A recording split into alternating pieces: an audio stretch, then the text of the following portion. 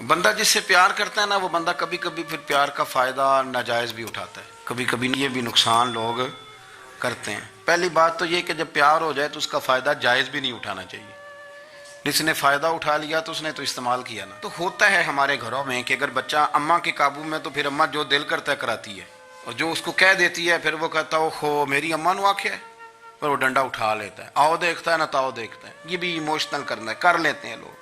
بیٹی کو بھی پتہ چل جائے نا ابا میری بات مانتا ہے، تو وہ سارے بچے کہنا سیر کرنے جانا ہے تو ابا جی کو کون منائے گا، تو کہتی ہے تسی چپ کر جاؤ، ابا جی کو میں بات کروں، اسے پتہ ہے میرے سے پیار کرتا ہے۔ اب بات کو سمجھ لیں، یہ ایک ایموشنل کرنے کا طریقہ ہوتا ہے، لوگ کر لیتے ہیں، اور وہ بندہ چونکہ پیار کر رہا ہوتا ہے تو پیار کرنے والا بہرحال کہیں نہ کہیں پھر قابو آ جاتا ہے۔ وہ استعمال بھی ہو تو ہو جاتا ہے، لیکن وہ بندہ ٹھیک ہوتا ہے، کیونکہ وہ استعمال ہو بھی رہا ہے تو ہو تو پیار میں ہی رہا ہے نا، پیار میں ہو رہا ہے نا۔ سمجھ لیں میری بات کو۔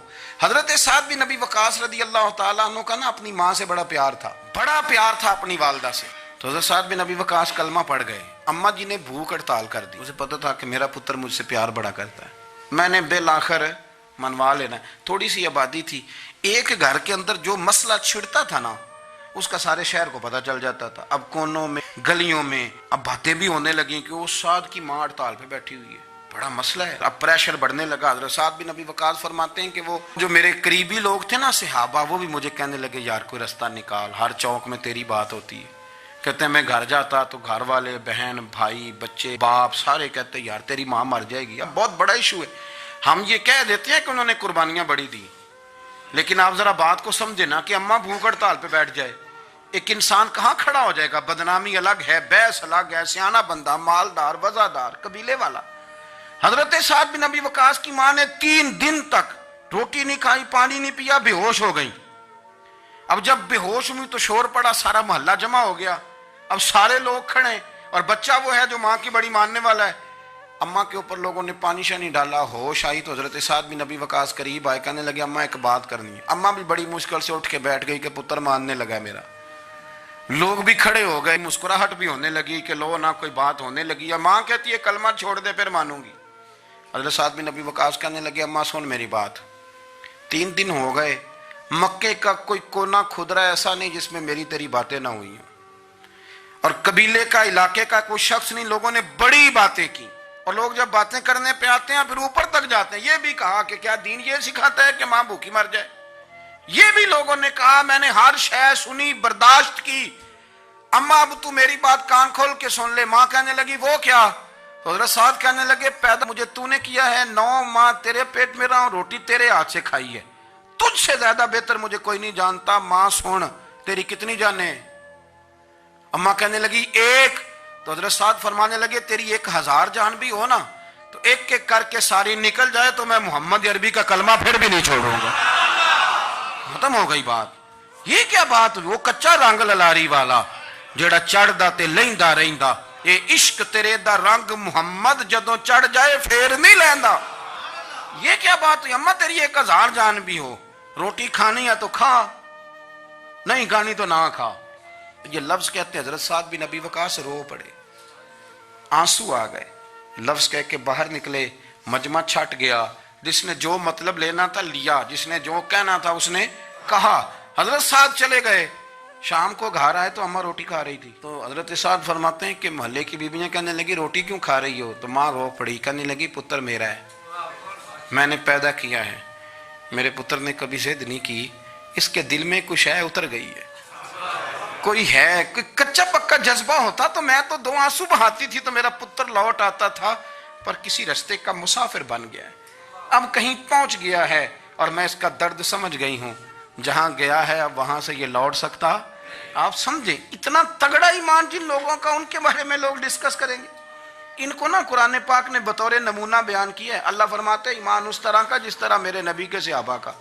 یہ منافقوں کی بات ہو رہی ہے پہلے سے بارے میں، وَإِذَا قِيلَ لَهُمْ آمِنُوا كَمَا آمَنَ النَّاسُ، جب ان سے کہا جائے کہ ایمان اس طرح لاؤ جس طرح میرے نبی کے صحابہ لائے، قَالُوا أَنُؤْمِنُ كَمَا آمَنَ السُّفَهَاءُ، تو وہ کہتے ہیں اس طرح ایمان لائیں جیسے بیوقوف لائیں، یہ تو بیوقوف ہے، ہر شے نبی پاک پہ قربان کر رہے ہیں۔ تو اللہ فرماتے ہیں الا انہم ہم السفہاء، خبردار ہو جاؤ، میرے نبی پاک کے غلاموں کو بیوقوف کہنے والو تم بیوقوف ہو۔ اللہ کہتا ہے تم پاگل ہو، بیوقوف ہو، اللہ انہیں پاگل کہتا ہے. اللہ پاگل کہتا ہے انہیں جو نبی پاک کے صحابہ کو پاگل کہتا ہے، اللہ انہیں پاگل کہتا ہے. یہ معیار ایمان ہے. قرآن نے کہا ایمان اس طرح کا جس طرح کا نبی پاک کے وَإِذَا قِيلَ لَهُمْ آمِنُوا كَمَا آمَنَ النَّاسُ، ایمان اس طرح لاؤ جس طرح میرے نبی پاک کے صحابہ ایمان لائے ہیں اس طرح ایمان. حضرت عبداللہ ابن عمر رضی اللہ تعالیٰ عنہ فرمایا کرتے تھے جو دن بھی طلوع ہوتا ہے نا وہ اعلان کرتا ہے، وہ اعلان کرتا ہے اور کہتا ہے بھئی اگر کوئی کام کرنا ہے تو کر لو، میں آج آیا ہوں، آج کے بعد میں دوبارہ نہیں آؤں گا. قیمتی ہیرے ہیں زندگی کے لمحے، ان کو ضائع نہ کریں. بس کر دیں بڑا ہو گیا سوشل میڈیا، اور بس کر دیں بڑی ہو گئی خبریں، اور بس کر دیں بڑے ہو گئے فضول تبصرے، اور بس کر دیں. امام مسلم رحمۃ اللہ تعالیٰ علیہ جنہوں نے مسلم شریف لکھی ہے، امام صاحب کا وصال زیادہ کھجوریں کھانے سے ہوا تھا. ایک حدیث تلاش کرنی تھی تو کھجوروں کا ٹوکرا پاس رکھ لیا تو کتابیں بھی ٹٹولتے رہے اور کھجوریں بھی کھاتے رہے. صبح حدیث بھی مل گئی اور ٹوکرا بھی خالی ہو گیا، اور کھجوریں اتنی زیادہ کھا لی تھیں کہ وصال کر گئے. کسی نے ان سے کہا کہ روٹی نہیں آپ کھاتے، زیادہ کھجوریں کیوں کھاتے ہیں؟ تو آپ فرماتے ہیں میرا کام ہے حدیث تلاش کرنا، میرا کام ہے حدیث کی سند پر بات کرنا، مسلمانوں کو صحیح اسناد کے ساتھ ان کے پیارے نبی صلی اللہ علیہ وسلم کی خوبصورت باتیں ان تک پہنچانا. تو فرماتے تھے روٹی کھاؤں نہ تو مطالعے میں فرق آتا ہے، روٹی توڑنے پر بھی توجہ جاتی ہے، پھر سالن لگانے میں توجہ جاتی ہے، تو کھجور جو ہے یہ منہ میں رکھ کے نہ تو پڑھتا بھی ساتھ ساتھ رہتا ہوں. تو روٹی کھانے اور کھجور کھانے میں مجھے فائدہ یہ ہوتا ہے کہ کھجور کھاتے کھاتے میرا دین کا کام جاری رہتا ہے. اپنے اوقات کو ضائع نہیں کریں. آپ وہ کتابیں جو ہمارے بزرگ لکھ گئے وہ ہم سے ساری پڑھی نہیں جا سکتی، ان کے وقت میں برکت تھی، ہم نے بڑا ٹائم ضائع کر لیا ہے، اس کو ضائع نہ کرو. ایک تو کوئی چیز فضول نہیں، اپنے اوقات کو بچائیں. جو ٹائم بچ جائے وہ ذکر الہی میں لگا دیں، تلاوت قرآن میں لگا دیں، اللہ کی عبادت میں لگائیں. پڑھنے اور لکھنے میں وقت کو آپ یقین کریں بہت سارے لوگ ہیں فارغ ہیں، کبھی کبھی بڑا اہم اور ضروری کام کرنا ہوتا ہے تو بعض دوست ملنے کے لیے آ جاتے ہیں. اب ایک ریسرچ جاری ہے، میں ایک تفسیر کو دیکھ رہا ہوں، مجھے ایک بڑا اہم کام کرنا ہے. ایک دوست ملنے کے لیے آیا ہے اور اس سے پوچھا صاحب آپ کیسے ہیں؟ دکانے لگا میں فارغ تھا تو میں نے کہا چلو پیر صاحب کے پاس چلتا ہوں. تو میں اس سے یہ کہہ رہا ہوں کہ میاں جب میں فارغ ہوں گا تو تب آپ کو آنا چاہیے تھا نا، آپ اس کو وقت گزارنے کا ذریعہ تو نہ سمجھیں. اور پھر اگر آپ آئے ہیں تو آپ کو علمی بات کریں، آپ کو دین کی بات پوچھیں، میں آپ کے ساتھ ڈسکس کروں. آپ اگر آ کے اپنے محلے کے کونسلر کی بات چھیڑیں گے تو نہ وہ ہمارے کہنے سے سیدھا ہوا ہے اور نہ اس نے ہونا ہے. تو ہم نے فضولیات میں، ابحاث میں، بحثوں میں الجھ کر ٹائم ضائع کیا. پلٹ کے دیکھو زندگی میں کتنا وقت ضائع ہوا ہے. یہ کبھی دوبارہ ہمارے ہاتھ یہ کبھی ہاتھ نہیں آئے. میرے نبی پاک علیہ السلام نے فرمایا جنتی کبھی افسوس نہیں کریں گے، پر اس بات پر جنتی بھی افسوس کریں گے کہ یار وہ 4 لمحے ضائع کیوں ہو گئے. حضرت عبداللہ ابن عمر گزر رہے تھے تو ایک قبر پر نظر پڑی آپ کی، تو آپ نیچے اتر آئے گھوڑے سے، تو تھوڑا سا سائیڈ پہ مصلی بچھایا اور 2 رکعت نماز ادا کی.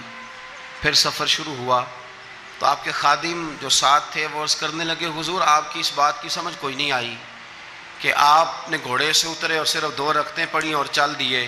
تو آپ فرمانے لگے کہ میں جب گزر رہا تھا تو میرے دل میں خیال آیا کہ یہ جو قبر میں لیٹا ہوا ہے نا یہ تو ترس گیا ہوگا کہ مجھے 2 رکعتوں کا وقت ہی مل جائے. حضرت عبداللہ ابن عمر کہتے ہیں میرے ذہن میں خیال آیا کہ قبر میں لیٹ کے ترس رہا ہوگا کہ مجھے 2 رکعتوں کا. لیکن یہاں تو لوگوں نے میرے بھائی 6 گھنٹے گردنیں تھک گئی موبائل پہ جھکی ہوئی، لیکن محمل اور فضول اور کوئی معنی نہیں اور کوئی مقصود نہیں، اور اس نے یہ کہہ دیا تو اس نے وہ کر دیا، اور اس نے یہ آج کل جو بیماری چلی ہے نا اس سے سب سے زیادہ نفسیاتی مریض وہ لوگ بن رہے ہیں جن کا تعلق موبائل اور خبروں سے زیادہ ہے. اور اگر میں کہہ دوں کہ 90% لوگوں کا تعلق ہے اس کے ساتھ تو میری بات غلط تو نہیں؟ کیونکہ ہر وقت ہم اسی کو دیکھتے رہتے ہیں، ادھر یہ ہو گیا، ادھر وہ ہو گیا، ادھر ایسے ہو گیا. تو وہ چیزیں ہماری نفسیات کو، گھروں کے اندر بیٹھے بہت سارے لوگ بیمار ہو گئے اور ذہنی مریض بن گئے. کیوں؟ اس لیے کہ انہوں نے اپنا دل نہ قرآن پاک میں لگایا، نہ تلاوت میں لگایا، نہ اذکار میں لگایا، نہ وظائف میں لگایا، نہ ہماری طبیعت ہے یہ کام کرنے کی، تو الٹا سیدھا سوچ ساچ کے تو ہم الجھ جاتے ہیں۔ یہ گھروں میں جھگڑے زیادہ کیوں ہوتے ہیں کہ بہو ذکر نہیں کرتی اللہ کا، ساس کے خلاف ہی سوچتی رہتی ہے، اور ساس ناراض نہ ہو، ساس و سسر جن کی عمر اب اتنی زیادہ ہو گئی ہے کہ اب اگلا سٹیج دنیا سے جانے کا ہی ہے، وہ بھی اتنی توجہ کرتے ہیں کہ یہ میرا بیٹا کیا آج شام کو مٹھائی کا ڈبہ لایا ہے کہ یہاں وہ بالٹے سیب لایا ہے۔ اگر ساری توجہ ادھر دینی تھی تو اس سے زیادہ بہتر نہیں تھا کہ مسئلے کو وقت دیتے؟ اتنی باریکی سے لوگوں کا خیال نہ رکھیں، اپنا خیال رکھیں۔ سارے لوگ ہی حکمت والے تھے، سارے لوگ ہی شانوں والے تھے، حضور کے ہر صحابی کی بڑی عظمت ہے۔ کیا شان ہے جناب صدیق اکبر کی، اور کیا مرتبے ہیں حضرت فاروق اعظم کی، اور کیا کمال ہے حضرت عثمان غنی کا۔ لیکن چونکہ ہر پھول کی اپنی خوشبو ہوتی ہے، جو دانائی، جو علم، جو فقاہت، جو اسلوب اللہ نے مولا علی شیر خدا کو عطا فرمایا تھا، جو شانیں اللہ نے مولا کائنات کو عطا فرمائی تھی، وہ تو حدیث آپ نے کئی دفعہ سنی ہوگی کہ حضور نے فرمایا میں علم کا شہر ہوں اور علی اس کا دروازہ ہے۔ میں آج آپ کو ترمذی کی ایک اور حدیث سناتا ہوں۔ نبی پاک علیہ الصلوۃ والسلام نے فرمایا انا دار الحکمت، انا دار الحکمت، انا دار الحکمت۔ کیا خوبصورتی ہے اور کیا شان ہے میرے نبی پاک کی۔ حضور فرمانے لگے میں حکمت کا گھر ہوں، میں حکمت کا گھر ہوں، انا دار الحکمت وعلی بابھا، میں حکمت کا گھر ہوں اور علی اس کا دروازہ ہے۔ علی اس کا دروازہ ہے، اس گھر کا جو گھر حکمت کا خود رسول پاک کی ذات ہے۔ تو حضرت مولا علی شیر خدا کرم اللہ تعالی وجہ الکریم کو اللہ تبارک و تعالی نے حکمت عطا فرمائی، دانائی عطا فرمائی، اللہ نے شانیں عطا فرمائی، ان کو اللہ تبارک و تعالی نے مرتبوں سے نوازا۔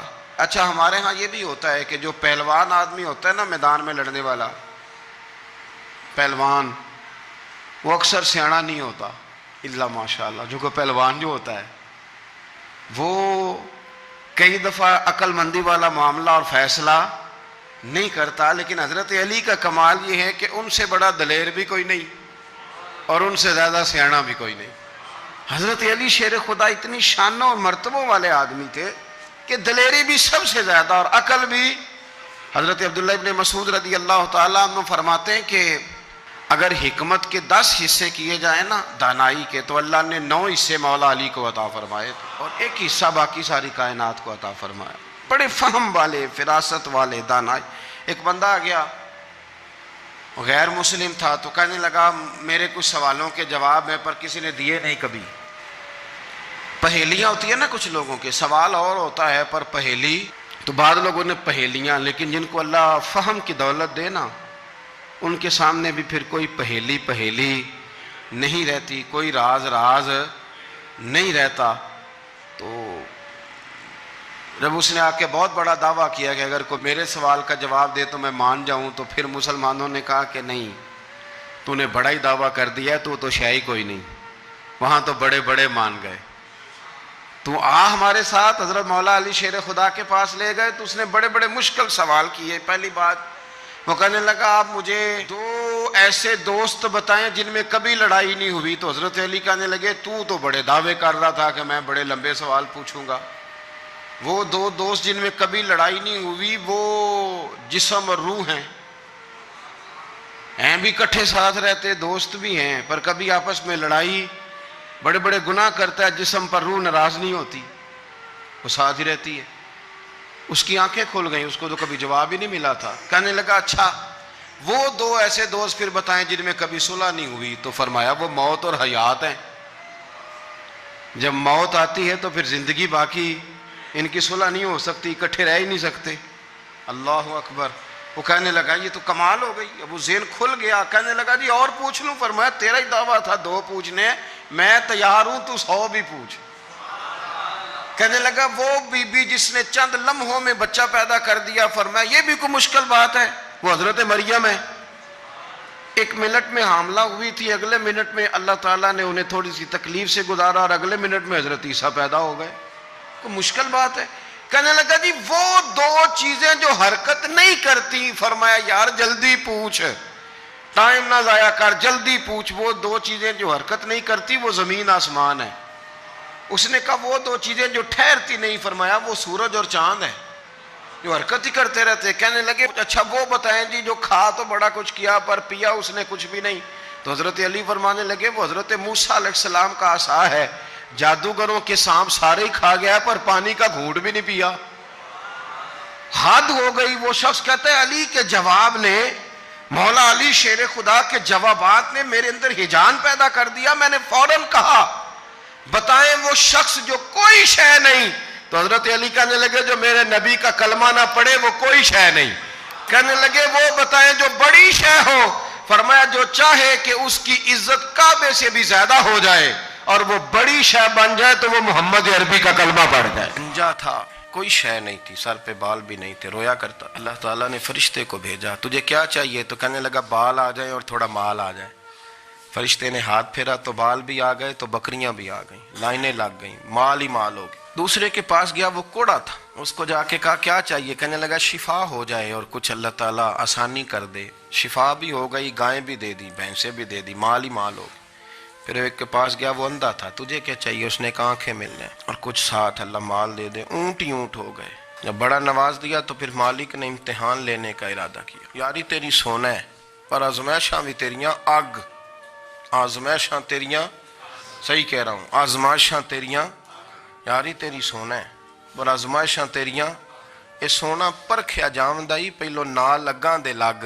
اللہ نے فرمایا آزمائش کرو. سب سے پہلے گنجے کے پاس آئے، اسے کہا اللہ کے رستے میں کچھ دیکھا نہیں لگا، میرے خرچے ہی بڑے، دیکھو تو صحیح کتنی مشکل میں وقت گزارتا ہوں، حال ہی کوئی نہیں. تو اس نے کہا میں نے تو سنا ہے تو گنجا اور بھوکا ننگا تھا. کہنے لگا میں تو جدی پشتی رئیس اعظم ہوں، تجھے کس پاگل نے کہا ہے بھاگ جا؟